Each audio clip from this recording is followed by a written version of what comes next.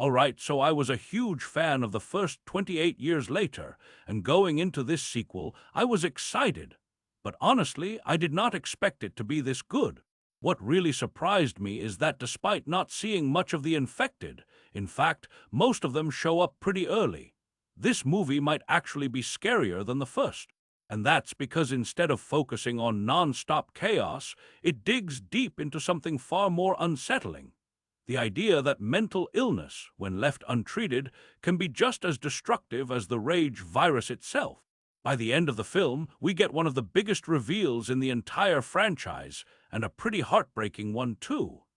So let's break down the ending, explain the Bone Temple, talk about Cillian Murphy's scene, and why this movie might be setting up the perfect finale. Just a heads up, full spoilers ahead. One of the most important storylines in this movie is Dr. Ian Kelson and the Alpha infected, Samson.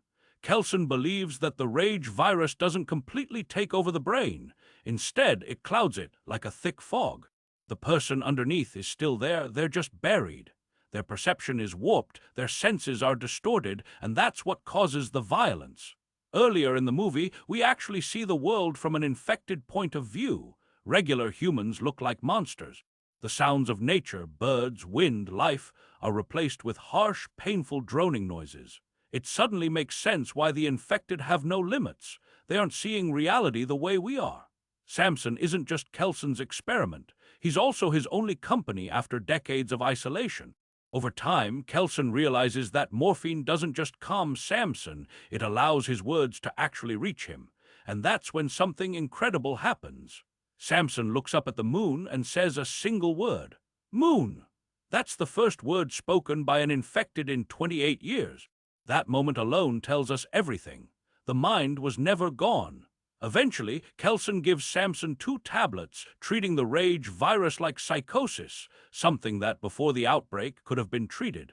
When Samson leaves the Bone Temple after taking them, we hear his perspective again. But this time, the world sounds normal. He can hear the wind, the birds, nature. Memories start coming back, a train ride, his childhood, reading about the moon. And when other infected surround him, they instantly know something is different. They attack him not because he's weak, but because he's no longer infected. That's the biggest reveal in the franchise. The rage virus can be cured. It doesn't replace the mind, it just covers it, and Kelson actually succeeded. Meanwhile, at the Bone Temple, Jimmy's grip on his followers starts to fall apart. Jimmy believes his father, Old Nick, Satan, is speaking to him, but Kelly reveals the truth. She saw Old Nick dancing with an alpha. It was Satan. It was Kelson. Jimmy forces Kelson to pretend to be Old Nick in front of the cult, threatening to kill him if he doesn't comply. Kelson goes along with it, putting on a full performance, issuing commandments just to survive. But then he sees Spike behind the mask, and that's when Kelson makes one final, unplanned commandment. Jimmy must be crucified as a sacrifice. This is Kelson's attempt to destroy the cult from the inside. Jimmy panics, stabs Kelson, and exposes the lie.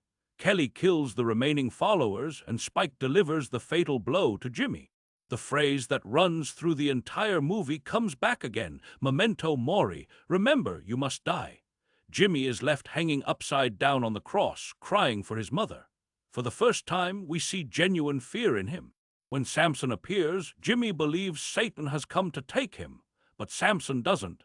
Instead, Jimmy is killed by another infected, showing that his delusions were never divine, just madness. Inside the Bone Temple, Kelson dies peacefully, his head resting perfectly among the skulls he built to honor the dead. When Samson approaches him, he simply says thank you. The camera pulls back to a bird's-eye view of the Ring of Fire, symbolizing that both the man and the cure die right there together. The world was so close to being saved, and now it's back to square one. Then we cut to a familiar house. Jim is alive, older, wiser, and now a father.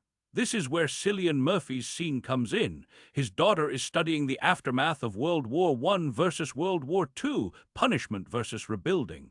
The Treaty of Versailles versus the Marshall Plan. She quotes Churchill. Those who fail to learn from history are condemned to repeat it.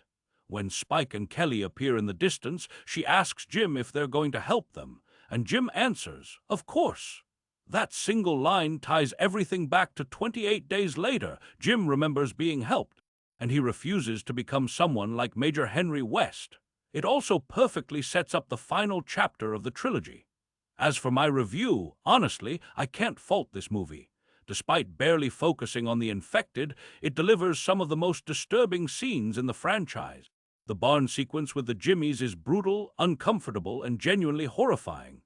Jack O'Connell is absolutely terrifying as Jimmy, and Ralph Fiennes matches him beat for beat. And yes, Spike is frustratingly useless at times, but that's the point. He's not a hero, he's just trying to survive. The movie doesn't drag, doesn't overstay its welcome, and tells a complete story in under 2 hours. On Letterboxd, I gave it 5 stars.